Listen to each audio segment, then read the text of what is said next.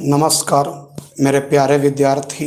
मैं Sandeep Kumar Hindustan English point में आप सभी बच्चों का आज एक बार फिर से हार्दिक स्वागत करता हूं, हार्दिक अभिनंदन करता हूं।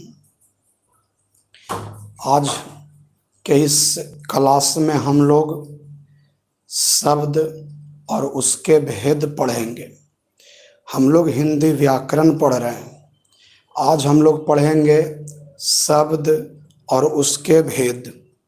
उससे पहले आप कमेंट कर करके बताइए कि हमारी आवाज़ आप तक क्लियर पहुंच रही है और बोर्ड पर शब्द और उसके भेद लिखा हुआ क्लियर पता चल रहा है। तो कमेंट में बउआ क्लियर लिख दीजिए। कमेंट में आप क्लियर लिख दो।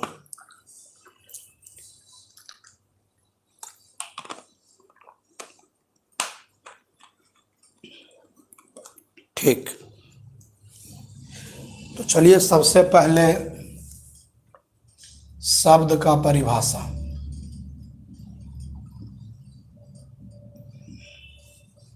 सबसे पहले बाबू शब्द का परिभाषा। और जो भी 12 क्लास के बच्चे हैं, वैसे तो ये 4 बजे वाला जो बैच है वो मुख्य रूप से 12 क्लास के लिए है, लेकिन पढ़ा रहे हैं चूँकि हम हिंदी व्याकरण।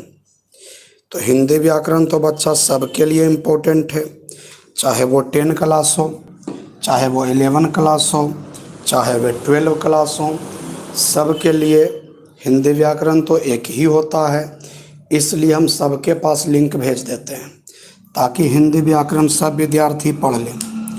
तो चूँकि यह मेन रूप से 12 क्लास का बैच है, तो थोड़ा थोड़ा हिंदी व्याकरण हम पढ़ाएंगे। उसके बाद जो भी 12 क्लास के बच्चे हमें सुन रहे हैं, जैसे ही हिंदी व्याकरण समाप्त होगा उसके 1 या 2 मिनट के बाद मैं सिर्फ 12 क्लास वाले बच्चों के पास लिंक भेजूंगा, जिसमें हम उसको जो किताब हम दिए हैं उसका ऑब्जेक्टिव हम उसको पढ़ाएंगे। ठीक है। 11 क्लास का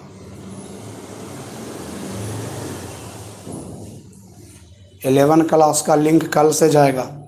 अब तक हम उसको पब्लिक करके ही पढ़ा रहे थे। कल से 11 क्लास का लिंक भेजेंगे, ठीक है ना। और तुरंत जैसे ही हम अभी ये क्लास समाप्त करेंगे 2 या 3 मिनट के बाद 12 क्लास के बच्चों के पास लिंक भेजेंगे, जिसमें ऑब्जेक्टिव हम थोड़ा सा रिवीजन कर देंगे, बच्चों को भी थोड़ा अच्छा लगेगा, है ना। तो चलिए सबसे पहले शब्द। शब्द का परिभाषा क्या होता है? शब्द का बाबू परिभाषा क्या होता है? तो 2 या 2 से अधिक शब्द का परिभाषा बच्चे याद करेंगे। 2 या 2 से अधिक वर्णों या ध्वनियों के सार्थक मेल को शब्द कहते हैं। 2 या 2 से अधिक वर्णों या ध्वनियों के सार्थक मेल को शब्द कहते हैं। 2 या 2 से अधिक, 2 या 2 से अधिक वर्णों या ध्वनियों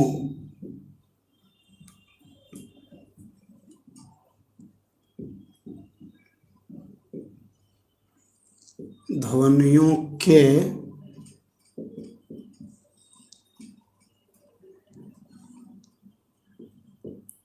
सार्थक मेल को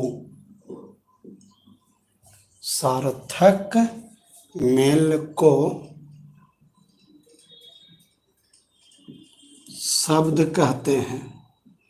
ये परिभाषा एकदम आप याद कर लीजिए।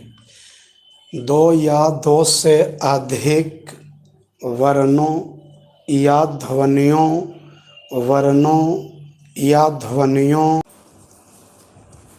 हाँ, दो या दो से अधिक वर्णों या ध्वनियों के सार्थक मेल को शब्द कहते हैं। जैसे समझिएगा,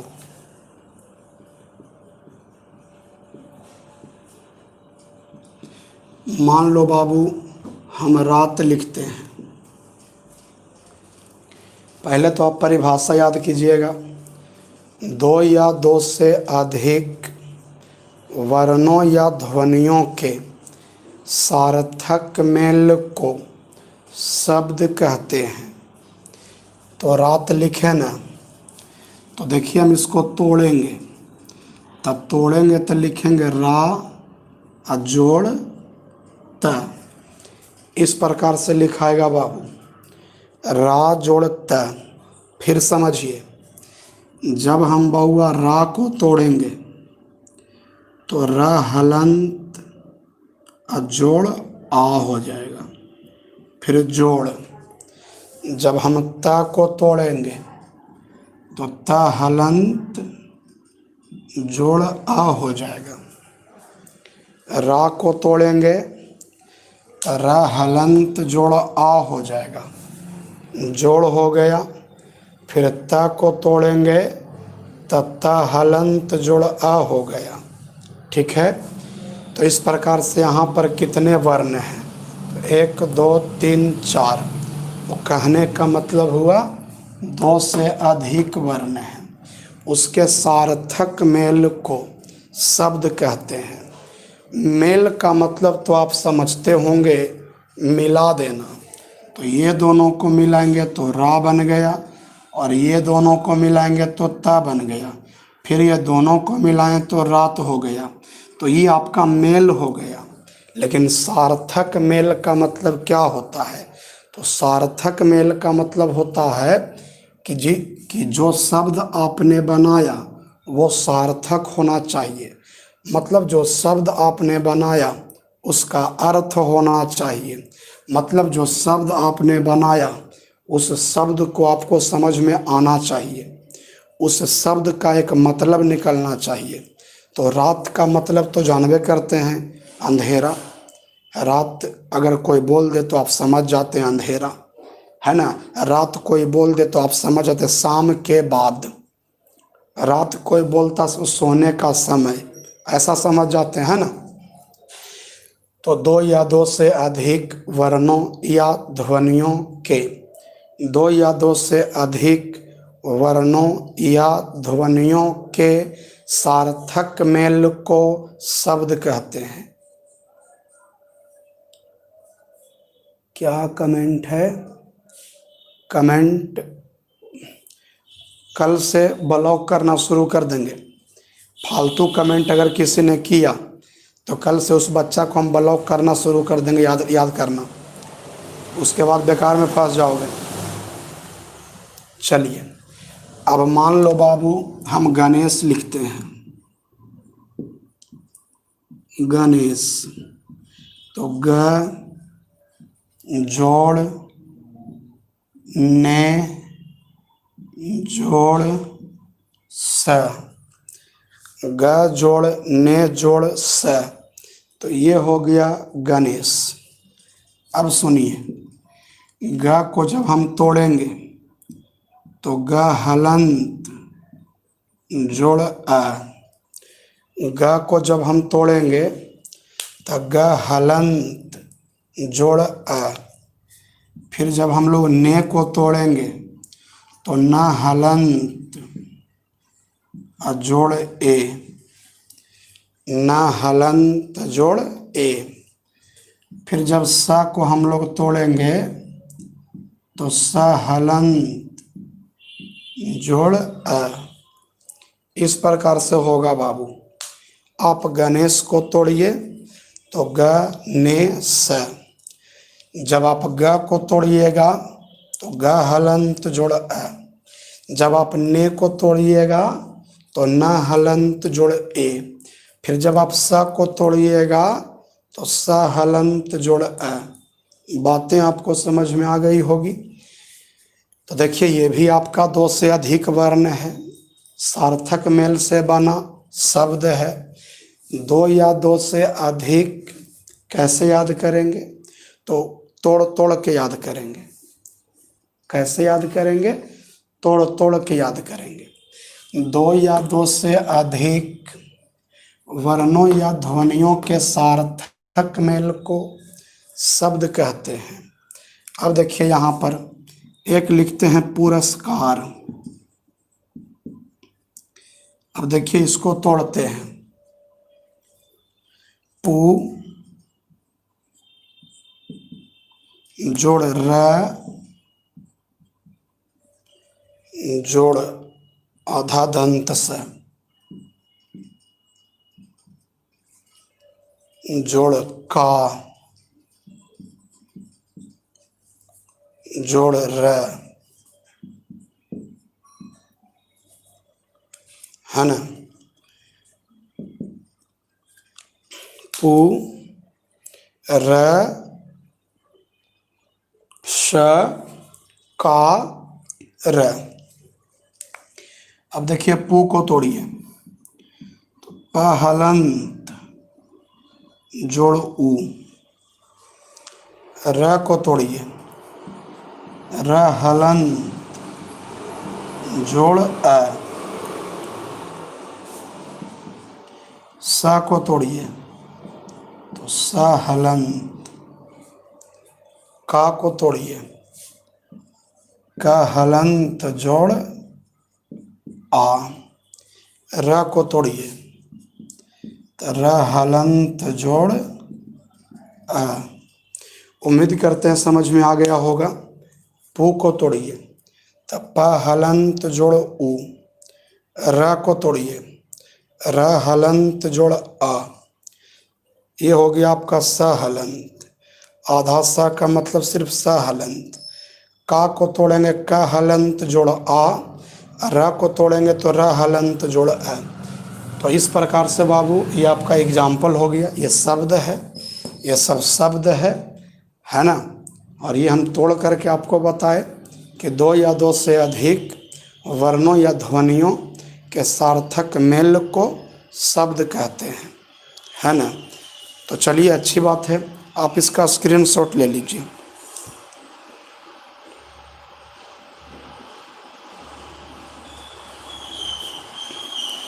स्क्रीनशॉट आपने ले लिया। अब जरा मिटा देते हैं।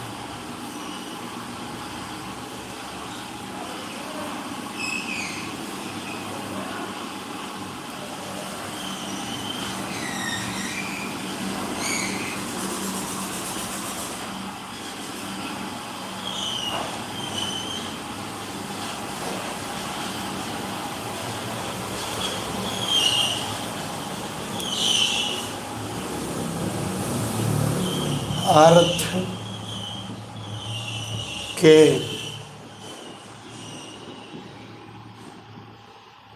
आधार पर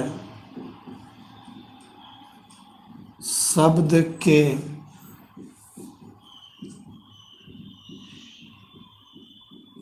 दो भेद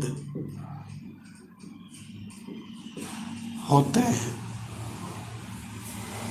पहला सार्थक, दूसरा निरर्थक।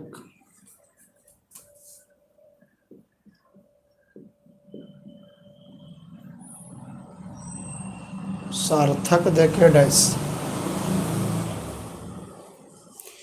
देखिए क्या होगा। अर्थ के आधार पर शब्द के दो भेद होते हैं।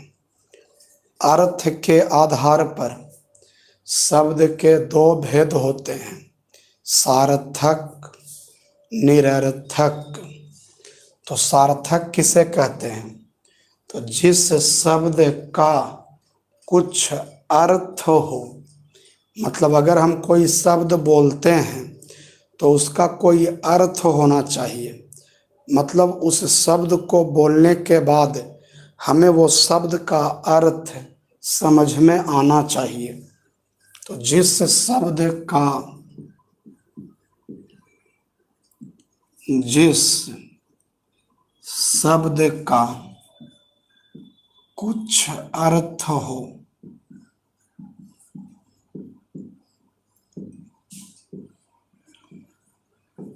उसे सार्थक कहते हैं या उसे सार्थक शब्द कहते हैं।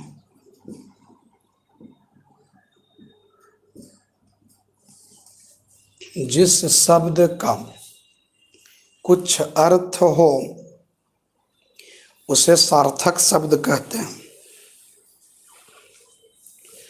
जैसे में आप कुछ भी लिख सकते हैं, कलम लिख सकते हैं, कलम बोलने से कलम समझ में आता है, किताब लिख सकते हैं, घड़ी लिख सकते हैं, चश्मा लिख सकते हैं, पंख लिख सकते हैं, बिजली लिख सकते हैं, पेड़ लिख सकते हैं, पहाड़ लिख सकते हैं, घर लिख सकते हैं, नदी लिख सकते हैं, जंगल लिख सकते हैं, है ना, पलंग लिख सकते हैं। कहने का मतलब आप सब कुछ लिख सकते हैं जिसका अपना कोई अर्थ है। आप तस्वीर लिख सकते हैं, आप मोबाइल लिख सकते हैं, इत्यादि। ये सब है क्या? ये सब है सार्थक, है ना। तो जिस शब्द का कुछ अर्थ हो उसे सार्थक शब्द कहते हैं। अब यहाँ पर देखिए, निरर्थक। तो जिस शब्द का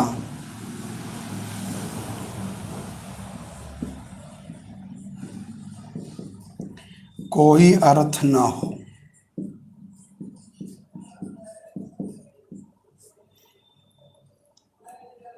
उसे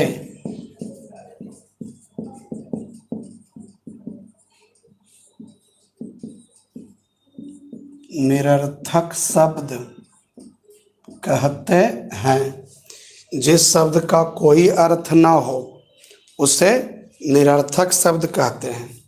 जैसे आपको ऐसे समझना है, अगर हम मान लीजिए हमको किसी से पानी मांगनी है, पानी, तो हम कहते हैं पानी उनी पिलाओ ना, पानी वानी पिलाओ, पानी उनी पिलाओ, है ना।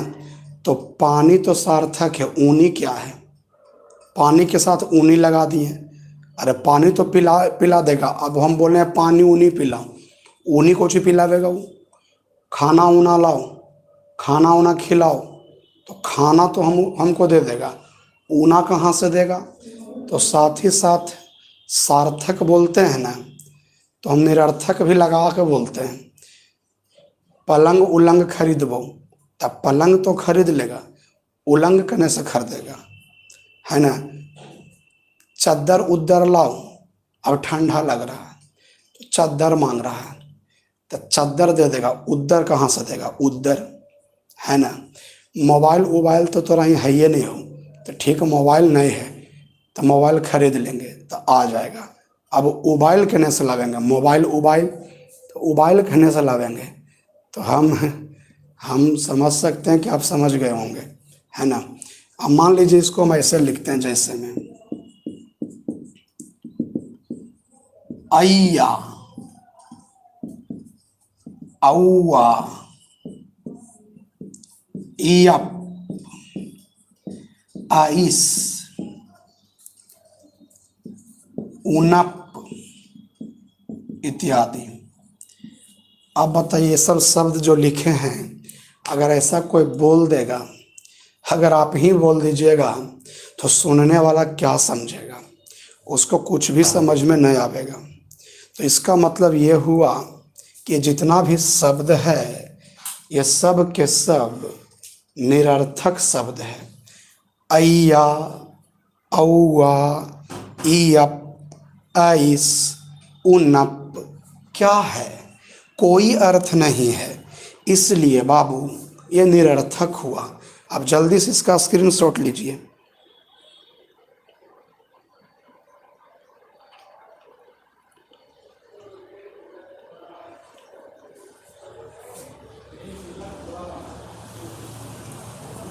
चलिए स्क्रीनशॉट ले लिए। अब जरा हम आगे बढ़ते हैं। शब्द 2 दिन में खत्म करेंगे, आज और कल मिलाकर। उसके बाद हम लोग संज्ञा पढ़ेंगे। चलिए देखिए कितना दिन में व्याकरण हम खत्म कर पाते हैं। देखिए यहाँ पर व्युत्पत्ति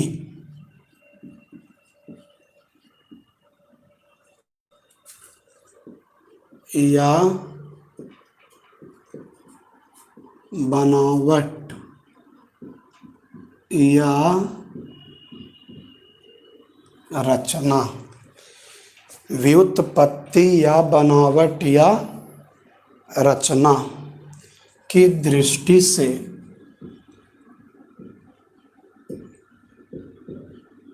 रचना की दृष्टि से शब्द तीन प्रकार के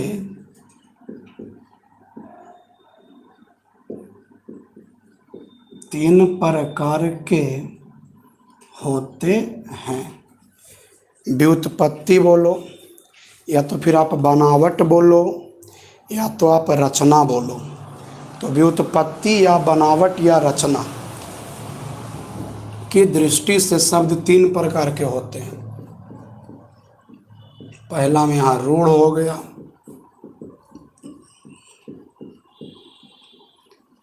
दूसरा में यहाँ पर यौगिक हो गया और तीसरा में योग रूढ़ हो गया। रूढ़, यौगिक, योग रूढ़, रूढ़, यौगिक, योग रूढ़, है ना। आप जानते भी होंगे रूढ़, यौगिक, योग रूढ़। ये सब थोड़ा सा ध्यान दीजिएगा, किसके आधार पर कितने प्रकार के होते हैं। अगर पूछ दिया अर्थ के आधार पर तो कह दीजिएगा 2 प्रकार के। पूछ देगा बनावट के आधार पर या रचना के आधार पर, व्युत्पत्ति एक के चीज़ है। व्युत्पत्ति बोलो या बनावट बोलो या रचना बोलो की दृष्टि से शब्द 3 प्रकार के होते हैं। रूढ़, यौगिक, योग रूढ़। अब देखिए यहाँ पर हम आपको रूढ़ पढ़ा रहे हैं। रूढ़, तो रूढ़ किसे कहते हैं? तो जिस शब्द का कोई भी खंड सार्थक न हो, जिस शब्द का कोई भी खंड सार्थक न हो।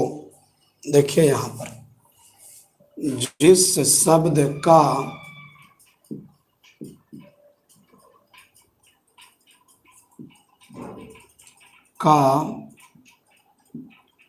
कोई भी खंड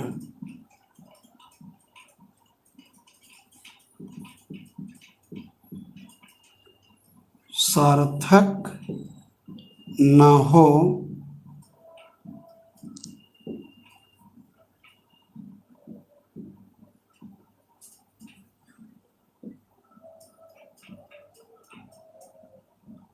उसे रूढ़ कहते हैं। जिस शब्द का कोई भी खंड सार्थक न हो उसे रूढ़ कहते हैं। मतलब आप कोई भी शब्द लिखो, उसको लिखने के बाद आप उसको तोड़ो। अगर आपने तोड़ दिया और जो खंड टूटा उसका कोई अर्थ है ये नहीं है, तो उस अनका के हम रूढ़ कहते हैं। जैसे मान लीजिए हम यहाँ पर नाक लिख दिए, अब नाक को आप तोड़ो तो एक भाग होगा ना और एक भाग होगा क। तो ना मतलब कुछ नहीं, का मतलब कुछ नहीं, सार्थक है ये नहीं है, कोई अर्थ ही नहीं निकल रहा है। ना का मतलब क्या होता है? कुछ नहीं होता है। का के मतलब क्या होता है? कुछ नहीं होता है। इसीलिए सनका के बोलते हैं रूढ़। नाक हो गया, लोटा, लो मतलब कुछ नहीं, टा मतलब कुछ नहीं, पानी, मुंह, एक, मत इत्यादि। तो ये सब ऐसे जो शब्द होते हैं वे रूढ़ कहलाते हैं, क्योंकि इसका कोई अर्थ नहीं होता है। तो जिस शब्द का मतलब इसको खंड करेंगे तब कोई अर्थ नहीं निकलता है। करने का मतलब ये हुआ कि जब हम इसको खंड करेंगे तो जो खंड होकर आएगा उसका कोई अर्थ नहीं निकलता है। तो जिस शब्द का कोई भी खंड सार्थक ना हो उसे रूढ़ कहते हैं। अब देखिएगा यहाँ पर यौगिक क्या लिखे हैं, यौगिक क्या लिखेंगे इसका परिभाषा, जिस शब्द के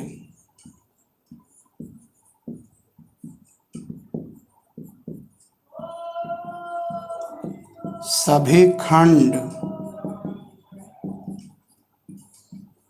सार्थक हों उससे यौगिक कहते हैं। जिस शब्द के सभी खंड सार्थक हों उसे यौगिक कहते हैं। मतलब कोई शब्द हम लिखें, लिखने के बाद हम उसको तोड़ेंगे तो उसका कोई अर्थ निकलना चाहिए। जैसे मान लीजिए हम विद्यालय लिखें,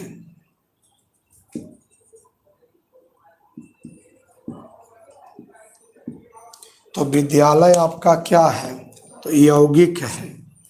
कैसे इसको यौगिक बोलेंगे, तो जब आप इसको तोड़िएगा ना तो टूटेगा ये विद्या जोड़ आले, और इसका ये दोनों सार्थक है, सभी खंड सार्थक हों। तो विद्या का मतलब आप जानते हैं कि ज्ञान होता है, और आलय का मतलब आप जानते हैं घर होता है। तो सार्थक है, इसीलिए ये आपका हो गया यौगिक। पुस्तकालय,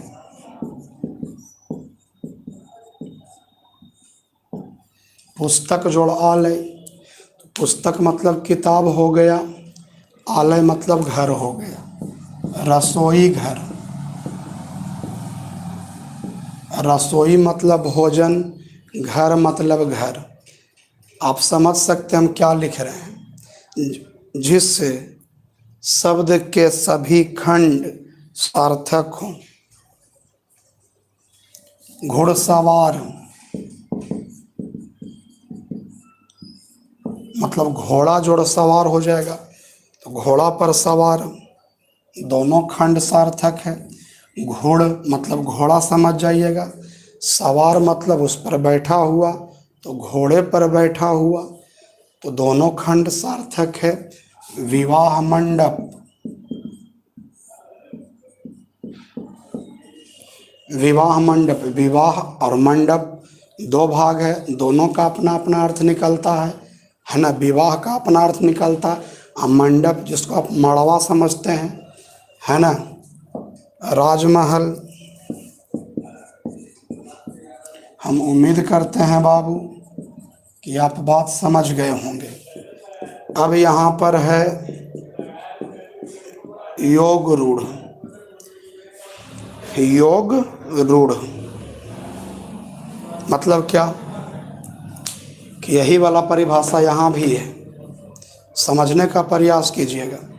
यही वाला परिभाषा यहाँ भी है, जिस शब्द के सभी खंड सार्थक हों, लेकिन एक लाइन इसमें और जोड़ना पड़ेगा, और उसका कोई विशेष अर्थ निकले, और उसका कोई विशेष अर्थ निकले उसे योग रूढ़ कहते हैं।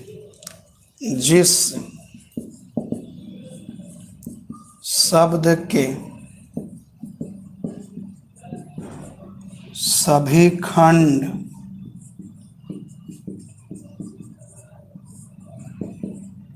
सार्थक हों। जिस शब्द के सभी खंड सार्थक हों और उसका विशेष अर्थ हो, उससे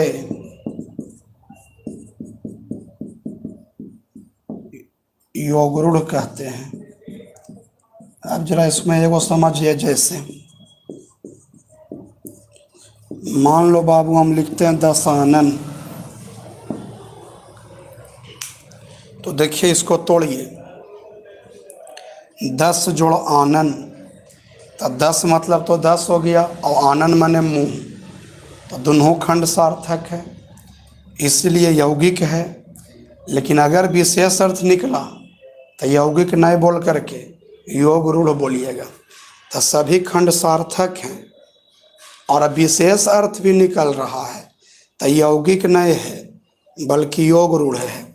तो दशानन का मतलब रावण, तो विशेष अर्थ में क्या निकला? रावण।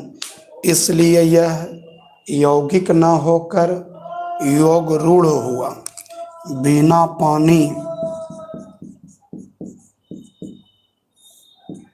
बिना पानी, बिना मतलब तो जानते हैं गिटार बिना, जो सरस्वती जी के हाथ में रहता है। अब पानी मतलब हाथ, लेकिन इसका साथ ही साथ विशेष अर्थ भी निकल रहा है। तो बिना पानी का विशेष अर्थ क्या निकल रहा है? सरस्वती, है ना। तो ये आपका क्या हो गया? योग रूढ़ हो गया, है ना। फिर देखिए लंबोदर,